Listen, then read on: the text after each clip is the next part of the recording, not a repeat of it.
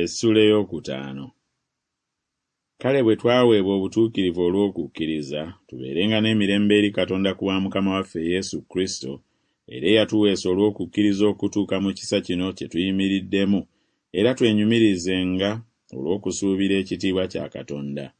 So si ekyo kyokka, era naye twenyumirizenga mu kubonaabona kwaffe, nga tumanyi ng'okubonaabona kuleeta okugumiikiriza, nate okugumiikiriza kuleeta okukemebwa, nate okukemebwa kuleeta okusuubira, nate okusuubira tekukwasa nsonyi, kubanga okwagala kwa Katonda kufukiddwa ddala mu mitima gyaffe ku bw'Omwoyo Omutukuvu gwe twaweebwa. Kubanga bwe twali nga tukyali banafu, mu ntuuko ze Kristo yafiirira abatatya Katonda, kubanga kizibu omuntu okufiirira omutuukirivu, kubanga omulungi mpozzi omuntu aguma n'okumufiirira. Naye Katonda atenderezesa okwagala kwe ye gye tuli, kubanga bwe twali nga tukyali n'ebibi, Kristo n'atufiirira. Kale okusinga ennyo kaakano bwe twaweebwa obutuukirivu olw'omusaayi gwe, tugenda kulokoka mu busungu ku bubwe.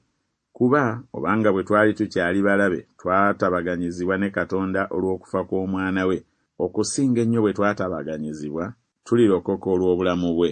So si ekyo kyokka, era naye nga twenyumiririza mu Katonda ku bwa Mukama waffe Yesu Kristo, atuweesezza kaakano okutabagana. Olw'ebyo, nga ku bw'omuntu omu ekibi bwe kyayingira mu nsi, okufa ne kuyingira olw'ekibi, bwe kityo okufa ne kubuna ku bantu bonna, kubanga bonna baayonoona. Kubanga okutuusa ku mateeka ekibi kyali mu nsi, naye ekibi tekibalibwa awataba mateeka. Naye okufa kwafuga okuva ku Adamu okutuusa ku Musa, era ne ku abo abataasobya ng'engeri ey'okwonoona kwa Adamu, ye kye kifaananyi ky'oyo agenda okujja. Naye ng'okwonoona kuli bwe kwali, era n'ekirabo tekyali bwe kityo.